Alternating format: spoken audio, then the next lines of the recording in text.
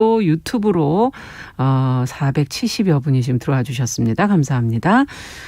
자, 오늘도 첫 코너는 뉴스픽으로 시작을 하죠. 월요일과 수요일 맡아주시는 분입니다. 전혜연 우석대 개공 교수님 안녕하세요. 네, 안녕하세요. 네, 전지현 변호사님 안녕하세요. 네, 안녕하세요. 어디 아프신 건 아니죠? 아니요. 죄송합니다. 네. 자, 첫 번째 뉴스는 문재인 대통령이 한미 정상회담을 포함한 지금 3박 5일의 방미 일정을 마치고 이제 귀국을 했는데요. 최고의 순방이었고 최고의 회담이었다고 평가를 했습니다.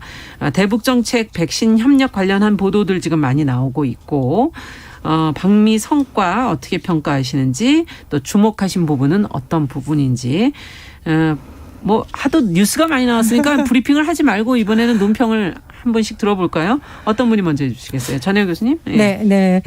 이건 제가 한 말도 아니고요. 북한에서 나온 표현이 아니라는 거 미리 말씀을 드립니다. 용어가 굉장히 셉니다. 철통동맹. 자, 이것은 백악관 대변인이 이번 정상회담에 앞서서 우리가 철통 같은 동맹을 보여주겠다라고 했는데 어쨌든 이번 한미 정상회담을 보면 그동안 일각에서 제기됐던 한미 동맹에 어때 대한 우려를 많이 씻는 계기였다 이렇게 생각을 하고요. 네. 특히 저는 외교안보적인 분야에서 주목했던 부분이 한반도 문제에 관해서 이른바 판문점 선언을 명시한 것은 굉장히 의미가 있다고 봅니다. 예. 이 판문점 선언이라는 것은 어떻게 보면 문재인 정부에 있어서의 한반도 평화 프로세스를 가장 핵심적으로 보여주는 선언이기도 하고 또 남북이 같이 만들었다는 의미도 있고요. 더군다나 여기에는 한반도 비핵화에 대한 구체적인 내용뿐만 아니라 동해선, 경의선, 철도, 도로 연결을 비롯한 남북 교류 협력에 대한 내용이 들어가 있습니다. 네. 그러니까 이건 단순히 선언적인 것도 있지만 앞으로 우리가 남북 경협이라든가 이른바 접경지역, 평화지역에 대한 여러 가지 안정적인 여건을 맞는 데 있어서도 청신호다 이렇게 생각을 하고요. 네. 그런 점에서 많이 신뢰와 어떤 재화의 분위기가 형성됐다라는 점을 좀 긍정적인 평가를 합니다. 네. 네, 두 번째로 제가 주목한 부분은 많은 언론에서 쓴 표현인데 사실 트럼프 정부에서의 한미 관계에 대해서는 굉장히 미국 중심주의적인 것이 강하다. 특히 돈과 관련된 문제에 있어서 트럼프 정부가 미국 의회에서도 비판이 나올 정도로 너무 돈 문제를 미국 중심주의로 한다. 이건 동맹에 대한 예의가 아니다라는 말이 나올 정도였는데 이번에 보면은 전략적 동반자 관계라는 파트너십을 많이 구축한 것은 의미가 있다고 보고요. 특히 백신에 있어서의 협력을 구축한 거는 코로나19뿐만 아니라 다른 신종 감염병이 나타났을 때도 우리가 여러 가지 대응을 할 수 있는 연구 기술 개발에 있어서의 전략적 협의 같은 게 지금 이루어지고 있다고 하잖아요. 그래서 그 두 가지 부분, 한미 동맹을 좀 굳건히 다시 재확인했다는 부분과 정치 동맹뿐만 아니라 경제적 동맹까지 확장한 부분, 이 부분은 의미가 있다고 봅니다. 네. 자, 그러면 전지현 변호사께서는 어떻게 평가를 하시나요? 일단 전체적인 성과는 100점 만점에 최소 85점은 드릴 수 있을 것 같아요. 이번에 점수가 후하신데요. 85점이면 그래도 뭐 A 마이너 정도는 되는 거잖아요. 근데 왜 15점을 깎았는지 거기에 대해서 말씀을 드리자면은 이번에 한미 정상회담에서 우리가 가장 주목을 했던 부분은 백신이었어요. 지금 이 백신 공급 부족의 갈증을 해소할 수 있나 이 부분이었는데 이게 길게 봐가지고는 뭐 협력 체계를 구축한 거는 맞지만 결국 지금 공급이 부족한 11월 집단 명령이라 그랬잖아요. 여전히 그 공급 부족은 국군 장병 50만 명분 이거 외에는 해소가 안 됐거든요. 수합도 얘기가 안 됐고. 그래서 조금 아쉬운 부분은 사실 있고 그다음에 경제로 넘어가면은 우리나라 기업이 대기업 분들 이번에 같이 많이 가셔가지고 총 44조 원 투자를 하겠다고 하는데 이게 우리나라 기업의 어떤 글로벌 시장에서의 지위 구축에는 도움이 될 수 있지만 이렇게 또 외국에 진출을 하면은 우리나라에서의 일자리 문제가 있잖아요. 그러니까 외국 기업의 국내 유치도 앞으로 과제로 남아있는 점이 있다 그런 생각이 들고 안보 협력은 상당히 이게 고무적이에요. 전통적인 어떤 한미 관계를 복원을 하면서 북한 인권 언급 안 한다고 비판 많이 받았었잖아요. 여기에 대해서도 언급을 하고 판문점 선언 뭐 싱가포르 회담에 대한 원칙적인 동의를 이끌어낸 것도 맞는데 근데 이게 문제가 뭐냐면은 어떤 쿼드 중요성 언급하고 균형 외교 얘기를 하면서 대만 해협에서의 평화 안정 중시를 언급을 했거든요. 그러니까 이거 언급을 한 게 잘못됐다는 건 아니고 판문점 선언에서의 원칙적인 동의를 받아낸 거는 이 판문점 선언이라는 게 사실 원론적이라는 얘기란 말이에요. 결국 이게 한반도 비핵화를 전제로 하는 건데 거기에 대한 지금 구체적인 풀이 과정이 안 돼가지고 남북 관계가 교착된 거 아닙니까? 네. 그러니까 원칙적인 동의에 비해서 그 대만 해협을 언급해가지고 앞으로 우리가 대중 관계에 있어서 중국이 어떻게 나올지에 따라서 상당한 부담감을 갖게 될 수가 있거든요. 네. 그래서 이게 잘못됐다는 게 아니라 앞으로 과제가 좀 우려되는 부분은 있다. 그런 생각이 들어가지고는 그냥 A뿔 아니라 A-만 드리겠습니다. 네. 저는 91점 주겠습니다.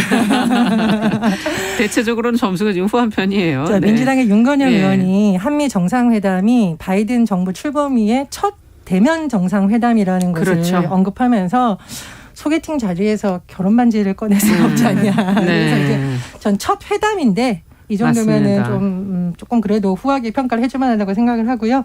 물론 이제 중국 문제는 앞으로 남아 있다고 봅니다. 뭐 쿼드 네. 문제라든가 또 여러 가지 민감한 문제가 남아 있는데 이게 미일 공동 성명하고 비교를 해보면 미일 공동 성명에서는 굉장히 이 내용이 중국이 명시돼 있고 아주 조목조목 담겨져 있어요. 네. 그러니까 이거는 뭐 완전히 일본의 어떤 입장이 명확하게 드러난 것이고 우리 같은 경우에는 약간 불가피하게 들어갔지만 약간 원론적 수준이기 때문에 약간의 여지를 남겨뒀다 이렇게 생각을 그렇죠. 하고요. 그리고 미사일 지침에 대해서는 우리 프로그램에서 여러 번 다뤘는데 이게 네. 1979년에 맺어진 건데요. 예. 사실상 이게 대미 의존도를 높이는 약간 족쇄다. 그리고 앞으로 우주 연구 시대로 들어서야 되는데 이걸 어떻게 미국의 허락을 받아가면서 할 수 있냐. 사실상 문제가 있다라는 거는 안보 분야뿐만 아니라 우주과학 기술 그렇죠. 연구 분야에서 많이 제기가 됐던 네. 부분이기 때문에 이것이 해제가 됐다. 이건 의미가 있다고 보고요. 이것이 해지될 수 있었던 이유는 양측 간에 신뢰가 있기 때문에 가능하다고 보거든요. 그래서 큰 틀에서 뭐 소개팅 치고는 분위기가 훈훈한 소개팅이었다. 네. 상견례였다. 이렇게 평가를 합니다. 예. 더 하실 말씀이 있으신지 저는 변희정 이번 변호사께서. 회담이 저 크랩 케이크 뭔지 몰랐거든요. 근데 이게 뭐 이렇게 크랩에다가는 예. 뭐 마요네즈 묻혀가지고 이렇게 동그랑땡처럼 굽는 거라고 하더라고요. 그래서 이번 정상회담을 약간 꼬아서 본다면은 일단 크랩 케이크로 정리가 되지 않을까 그렇게 그래요? 왜 이걸 꼬아서 본다면은 이게 일본 같은 경우에는 이제 스가 총리가 해가지고는 화이자랑 거기는 직접 그 협상을 한 그런 차이는 있어요. 그래서 1억 회분 확보를 했다 그랬잖아요. 백신. 그래서 근데 만나고 싶었는데 만나지는 못했었죠. 예, 그래서 우리는 그래서 백신보다 크랩 케이크 백신 문제에 관해서는 갈등 해소 부분은 그렇게 정리를 할 수가 있고 스가 총리 같은 경우에는 가서 버거를 먹었어요. 예. 그래서 저 대접은 잘 받았는데 우리나라는 또 44조 원 투자가 선행돼 있었잖아요. 그래서 크랩 케이크와 버거의 무게 그 비판할 점은 그냥 이 정도로 정리를 하면 어떨까 싶습니다. 저는 거기에 대해 좀 반론 제기하자면 마스크를 쓴 것과 마스크를 안 쓴 것의 차이 이렇게도 볼 수 있겠죠. 그렇죠. 지금 우리나라가 물론 백신 확보가 중요한 과제이긴 한데 정은경 본부장 인터뷰를 봐도 지금 일시적으로 화이자 백신 뭐 이런 부분들 논란이 됐던 게 많이 해소가 됐었고 네. 중요한 것은 RNA 기술 관련해서 우리나라가 지금 중요한 기술 앞으로 여러 가지에서 기반이 마련된 거는 굉장히 고무적이라고 평가를 하고 있기 때문에 좀 장기적 관점에서도 좀 볼 수 있다 이렇게 생각을 하고요. 네. 제가 이 마스크 얘기를 한 거는 문 대통령하고 바이든 대통령 지금 사진이 많이 나왔는데 마스크를 벗고 있어요. 그렇죠. 예. 이것도 예. 이제 그 미일 정상회담 때랑 많이 다른 분위기가 분위기가 달라진. 네, 이렇게 좀 평가를 하고 또 하나는 이번에 문 대통령이 미국 하원을 방문했을 때 네네. 하원 의장이 위안부 문제를 언급을 했습니다. 그래서 위안부 문제 관련한 결의안 얘기라든가 이런 거를 먼저 얘기를 꺼냈거든요. 그런 부분에 기대를 해볼 수 있어서는 있겠나요? 예. 많은 언론의 주목을 받지는 못했지만 그래도 미국 의회에서 이 문제에 대해서 계속 관심을 가지고 있다는 것은 또 한번 주목할 사안이라고 생각을 그 합니다. 스가 총리는 백신을 안 맞고 갔나요? 왜 거기는 마스크를 쓰고 있어요? 일단 바이든 대통령도 굉장히 뭐 조심하는 분위기였다라고 그렇죠. 일각에서 뭐 전해지고 있습니다. 네. 자, 이 정도로 정리를 해보도록 하고 앞으로 또 구체적인 계획들이 나오는 것들이 진행되는 과정들이 있다면 또 저희가 계속 관심 가져보도록 하겠습니다. 자, 두 번째 뉴스는 서울시가 일부 자치구를 대상으로 운영해온 여성 1인 가구를 위한 범죄 예방 안심 홈세트 이 지원을 모든 자치구로 지금 확대한다라는 지금 보도가 나왔는데요. 안심 홈세트가 뭔지 궁금하고 어떤 효과가 있는 것인지 좀 자세히 알고 싶네요. 전혜영 교수께서 내용을 좀 정리를 좀 해주시죠. 예, 요즘 연예인분들이 세트 이런 용어 많이 쓰시죠. 저와 전지현 변호사님 월수 뉴스픽 세트. 두 분이 이름도 좀 비슷하세요. 네, 뭐 절대 비하려는 게 아니라 좋은 의미로 제가 이제 비유를 한 건데 네네. 서울시에서 여성 1인 가구 안심 지원 사업을 하고 있는데요. 예전부터 네네. 했습니다. 근데 지난해는 11개 자치구에서 상반기에는 18개 자치구 올해 넣고 연말까지 25개 모든 자치구로 확대한다는 건데 네. 여성 1인 가구 안심 지원 사업의 핵심 내용 중에 하나가 우리 주거에 있어서 굉장히 범죄라든가 이런 거에 대해서 1인 가구들이 어려운 점이 많잖아요. 제가 보도를 몇 번 해드렸었죠. 예, 이 안심 장치를 세트로 안심 홈 세트로 지원을 하겠다라는 겁니다. 뭡니까 그게? 예, 세트는 어떤 게 들어가냐? 뭐 굉장히 올해는 원룸이라던가 다세대 주택이라던가 이렇게 많이 모여 있는 곳을 봤더니 굉장히 범죄 취약 상황이더라. 그래서 뭐 소액의 전세 월세 여성 1인 가구, 네. 1인 점포를 대상으로 안전장치를 지원하는데요. 예를 들면은 현관 이중문 잠금 장치, 비상 상황을 알리는 휴대용 긴급벨, 또 왜 창문이 열리면 사람이 들어올 수 있잖아요. 네네. 창문이 일정 정도 이상 열리지 않도록 하는 잠금 장치, 또 뭐 스마트폰으로 통보하는 안전 센서 이런 거를 지원을 한다라고 해요. 네. 그런데 이런 게 과연 효과가 있을까라고 생각하실 수 있는데 그렇죠. 효과가 있었던 사례가 있습니다. 예, 지난해 서울 양천구에서 주거 침입 사건이 한번 일어났어요. 주민이 살고 있었는데 누군가가 이제 강제로 현관문 열고 집에 들어가려고 하는 흔적을 딱 발견해서 이분이 양천경찰서에 신고하고 양천경찰서에서와 더불어서 구에서 시행하는 안심 홈세트 사업에 대한 안내를 받아서 이게 지원이 된 겁니다. 네. 그 다음에 어떻게 됐느냐. 침입자가 보름 즈음에 또 침입을 시도했었는데 네. 이번에는 안심 홈세트 CCTV에 피의자 얼굴이 촬영이 됐다고 그래요. 아 그게 CCTV가 또 있는 그렇죠. 이제 거군요. CCTV에 지원이 돼서 예. 지원이 됐고 중요한 것은 이게 바로 그 피해를 입을 뻔한 분의 스마트폰으로 전송이 된 거죠. 아, 자, 얼굴이. 예, 그렇습니다. 이렇게 다 연계되어 있는 거고 예. 따라서 경찰서에서 피의자 특정이 가능하니까 빨리 검거를 했다. 그래서 알고 보니까 이 사람이 예전에 침입했던 사람과 동일 범이었다라는 네. 거죠. 결코 뭐 우발적으로 뭐 술을 마시고 잘못된 건 이런 게 몇 아니라 번째군요. 그러니까. 그렇죠. 예, 네. 고의적이었는데 어쨌든 안심 홈세트를 통해서 피해도 막고 빨리 피의자를 검거했다는 사례가 있습니다. 그래서 지금 SS 존이라고 해서요. 네. 싱글 세이프 존이라는 말을 요즘 쓰고 있는데 앞으로 서울시에서 예산도 확보하고 이런 부분에 대해서 더 확대를 한다는 방침입니다. 네. 자, 이런 지금 사업이 꼭 서울시에서만 되는 건 아니고 경기도에서도 일부 지금 운영하고 있는 것으로 좀 알고 있는데 어쨌든 지금 피의자 검거를 하는데 도움이 됐다고 하니까 또 어떻게 보시는지 두 분은 이번 사업을 여성들을 정말 안전하게 생활하는데 이것이면 충분한지 두 분의 의견도 좀 들어보고 싶네요. 전지현 변호사께서 먼저 좀. 이거 안 충분하죠. 이 정도만 가지고. 그래서 이번에 양천구 같은 네. 경우에는 이걸 범죄 안심 홈세트를 통해 가지고는 또 피해를 방지한 사례가 있으니까는 뭐 이런 것도 분명히 필요하다는 거는 인정을 하겠어요. 왜냐하면 스토킹이 강력범죄로 이어지는 경우도 많고 이런 취약 지역 같은 경우에는 보안이 부실한 경우도 많으니까 그런데 지금 이게 나온 것들이 보면은 현관문 이중 잠금 장치라든지 휴대용 긴급벨, 창문 잠금 장치 그런 건데요. 네네. 보통 여성이 느끼는 불안감은 내가 집 안에 있을 때 누군가가 침입할 수 있다. 그것도 있지만은 택배 기사라든지 내가 오픈을 했을 때, 그다음에 퇴근을 하고 집에 걸어갈 때까지의 그 밤거리가 더 이렇게 위험한 경우들이 많거든요. 네.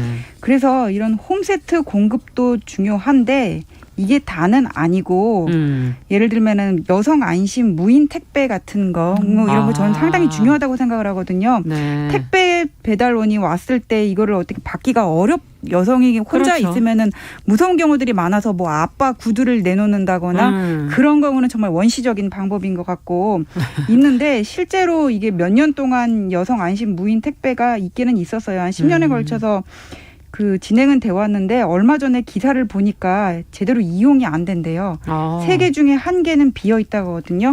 왜냐하면은 이 여성 안심 무인 택배가 있는 장소가 다세대 주택 지하 주차장이나 아니면 주유소 건물의 깊고 깊은 곳, 경로당 이렇게 찾아 들어가기 어려운 데 있다는 거예요. 그래서 이런 부분부터 이거 해가지고는 뭐 매달 관리비가 매년 뭐 수십억씩 들어갈 수도 있을 텐데 이런 부분의 보완과 같이 이루어져야지 이거 해줬으니까 양천구 거기도 범죄 예방했어 끝이야 이렇게 가면은 문제는 있다 그렇게 보입니다. 네, 밤거리를 들어오는 길과 그 택배 문제 이런 것들이 심각하다 지금 그 네, 얘기죠. 더 본질적이라고 보여져요. 네, 그렇군요. 자, 그러면 전혜연 교수께서는 어떻게 보세요?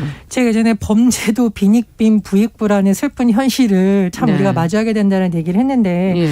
저는 뭐 일정 부분이 필요하고 지금 보니까 지원 대상 선정 기준이 구청마다 조금 다를 수 있다라고 모두에게 해요. 지원하는 게 아니죠. 예, 왜냐하면 이제 가구 중에서도. 전월세 보증금 기준이라던가 아마 취약계층을 중심으로 그리고 굉장히 뭐 시설이 낡았거나 외진 곳이나 이런 곳을 아마 이제 구청마다 좀 기준이 있는 것 같으니까 좀 참고를 하셔야 될 것 같고요.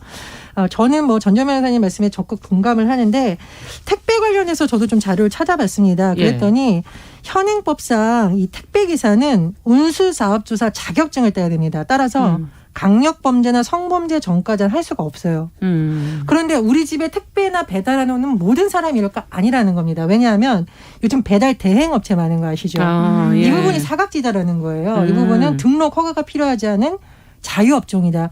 그래서 언론 보도를 보면 이것도 좀 어떻게 업체에서 그 직원들이라던가 뭐 아르바이트하는 사람들 동의를 받아서 네. 그런 것을 좀 조회해서 금지해야 되지 않느냐라고 국민권익위에 내용이 올라왔었고 국민권익위에서 이걸 검토를 했다라고 합니다. 그래서 이 배달물 하시는 분들 모두가 그런 건 아니지만 이제 최근에 일부 이런 일이 일어났다 보니 저는 뭐 이런 부분에 대해서 제도 개선이 필요하다고 생각을 하고요. 네. 또 하나 저는 이 CCTV가 너무 사생활을 침해하거나 뭐 많은 사람들을 뭐 범죄인 취급한다는 비판이 있기도 합니다만 적어도 취약지대에 있어서 골목길은 CCTV 설치해야 된다고 제가 강력히 주장하는 이유가 이게 아침에 말씀드리기 조금 센 내용인데 제가 옛날에 이제 연쇄 이제 성범죄라던가 연쇄 살인 사건이 일어난 지역을 전문가랑 같이 현장 취재 간 적이 있어요. 너무 마음이 아팠던 것이 같은 구에 있는데요.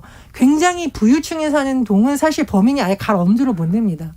곳곳에 CCTV가 있고 곳곳에 잠금 장치가 있고 곳곳에 이 범인을 감시할 수 있는 장치가 있는데 우리가 말하는 쪽방촌이라고 하잖아요. 네. 그런 곳은 CCTV가 너무 오래된 게 달려있고 개인의 돈으로 안전장치를 하지 못하다 보니 이곳에 사는 특히 단지하방에 살고 있는 여성들이 범죄 타깃이 되었다라는 것을 현장에서 본 바가 있습니다. 그래서 이런 부분이 물론 모든 것을 해결해 줄 수는 없지만 1인 여성 가구 특히 이런 범죄 취약지대에 살 수밖에 없는 여성들을 대상으로 해서 범죄 예방책에 조금 더 정부와 지자체가 신경을 써야 된다는 점에서는 또 일부분 의미가 있다 이렇게 평가를 합니다. 그러네요. 예.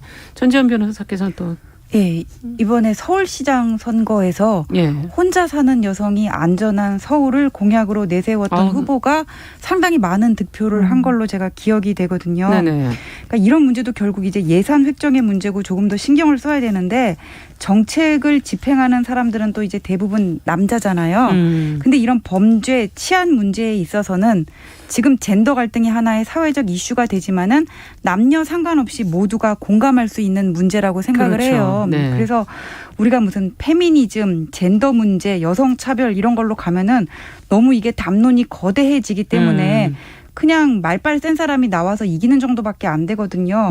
그래서 이런 일단 범죄 문제부터 여성의 안전부터 이런 구체적인 문제부터 우리가 좀 합의를 통해 가지고는 필요성을 인정하고 합의를 통해 가지고는 정책을 세워야 되겠다 좀 그런 생각이 들고 이런 문제가 정리되면 그 다음에 어떤 산업별 구조 특성을 분석을 해가지고 여성 할당제 문제도 논의해 볼 수 있겠다 이렇게 차근차근 갔으면 좋겠다 그런 생각이 듭니다. 네, 여성들이 주장하는 여러 문제 중에서 남녀가 합의할 수 있는 문제부터 우선적으로 해결을 좀 했으면 좋겠다. 싸우면 안 돼요 처음부터. 예. 안전 문제는 서로 합의할 수 있지 않느냐 이런 지금 얘기를 해주셨는데 서울시장 여성 후보였죠 그때 안전을 우선순위에 나섰던 정확히 이름이 지금 생각이 안 나요. 굳이 공약을 보자면 오세훈 서울시장이 1인 가구 특별대책 태스크포스 출범시키겠다고 약속을 한 바 있습니다. 그래서 언론 보도를 보니까 아마 이게 조직 개편이기 때문에 아마 내부에서 검토를 해서 또 하겠다라는 게 나오고 있는데요. 그런 부분 좀 많이 됐으면 좋겠고 지금 젠더 얘기를 하셨는데 1인 가구가 서울 시내에서 한 33%인데 계속 증가하고 있다. 그래서 이제 1인 가구 정책은 포괄적으로 봐야 되는 거고 그중에서도 저희가 이제 여성을 얘기하는 경우는 상대적으로 여성들이 피해자가 더 많습니다. 그리고 범죄 타깃이 되기 때문에 일단은 가장 위험한 사람들부터 가장 취약층부터 그렇죠. 지원하자라는 거고 제가 말씀드렸듯이 모든 여성 다 해주냐 그건 아닙니다. 네. 구별로 여러 가지 기준이 있어서 뭐 소득을 본다던가 아니면 뭐 미혼모라던가 아니면 모자 가구가 단둘이 살아서 정말 아이도 뭐 취약해 범죄에 위험할 수도 노출될 수 있고. 있다. 네. 이런 걸 고른다고 하니까요. 혹시 남자도 해줬으면 좋겠다 하는 분들 남자들도 1인 가구에 대한 지원해주면 좋죠. 그러나 일단 우리 사회가 조금 더 어렵고 특히 범죄에 대해서는 취약계층보다 취약한. 돌본다는 네. 점에는 좀 공감을 이루면 어떨까 그런 생각입니다. 네. 자, 오늘 두 분 말씀 여기까지 듣도록 하죠. 뉴스픽 전지현 변호사 그리고 전혜연 우석대 개공 교수님과 함께했습니다. 말씀 잘 들었습니다. 감사합니다. 자.